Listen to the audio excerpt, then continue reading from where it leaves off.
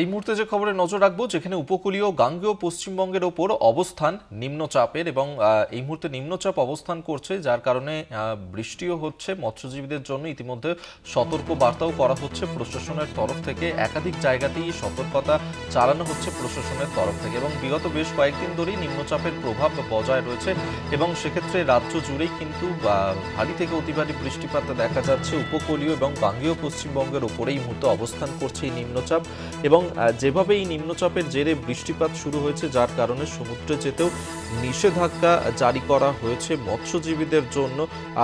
সতর্কতামূলক প্রচারও করা হচ্ছে প্রশাসনের তরফ থেকে।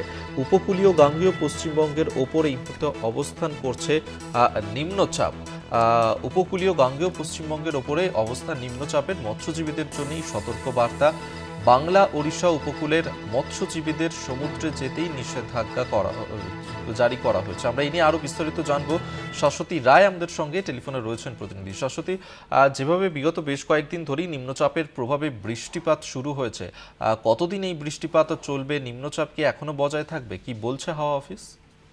দেখো, কার্যত শনিবার পর্যন্তই নিম্নচাপ জারি থাকবে। সেক্ষেত্রে ইতিমধ্যেই এই নিম্নচাপের অবস্থান গাঙ্গেয় পশ্চিমবঙ্গের উপর এবং উপকূল এবং গাঙ্গেয় পশ্চিমবঙ্গের উপর অবস্থানরত এই নিম্নচাপ খুব ধীর গতিতে পশ্চিম উত্তর পশ্চিম দিকে এগোবে। আগামী দুদিনে এটি উত্তর ওড়িশা এবং ঝাড়খণ্ডের দিকে খুব ধীরে ধীরে অগ্রসর হওয়ার কথা জানাচ্ছে হাওয়া অফিস। অপরদিকে মৌসুমী বায়ু সক্রিয় রয়েছে সারা দেশ জুড়ে এবং একটি অক্ষরেখার অবস্থান আছে রাজস্থান থেকে গাঙ্গেয় পশ্চিমবঙ্গের উপর কার্যত বঙ্গোপসাগর পর্যন্ত। তার জেরেই এই ভারী বৃষ্টিপাত এবং মৎস্যজীবীদের জন্য সতর্কবার্তা রয়েছে বাংলা ওড়িশা উপকূলে। মৎস্যজীবীদের সমুদ্রে যেতে মানা করা হয়েছে বুধবার পর্যন্ত এবং এর সঙ্গে সঙ্গে আজকে দক্ষিণবঙ্গে মূলত মেঘলা আকাশ সকাল থেকেই। এই বৃষ্টি কার্যত আগামী 7 দিন পর্যন্ত জারি থাকবে। আজ বজ্রবিদ্যুৎ সহ হালকা মাঝারি বৃষ্টি দক্ষিণবঙ্গের প্রায় সমস্ত জেলাতেই, তার সঙ্গে সঙ্গে উপকূল এবং পশ্চিমের জেলায় ভারী বৃষ্টির সম্ভাবনা। বিশেষত দক্ষিণ 24 পরগনা, 2 মেদিনীপুর, ঝাড়গ্রাম, পূর্ব বর্ধমান, পুরুলিয়া, বাঁকুড়া এই জেলাগুলিতে বৃষ্টির তোড় কিন্তু বাড়বে। আগামীকাল এবং বৃহস্পতিবার কিছুটা হলেও বিক্ষিপ্ত বৃষ্টি পশলা হলেও শুক্রবার থেকে ফের ভারী বৃষ্টি হবে নদিয়া, 2 24 পরগনাতে।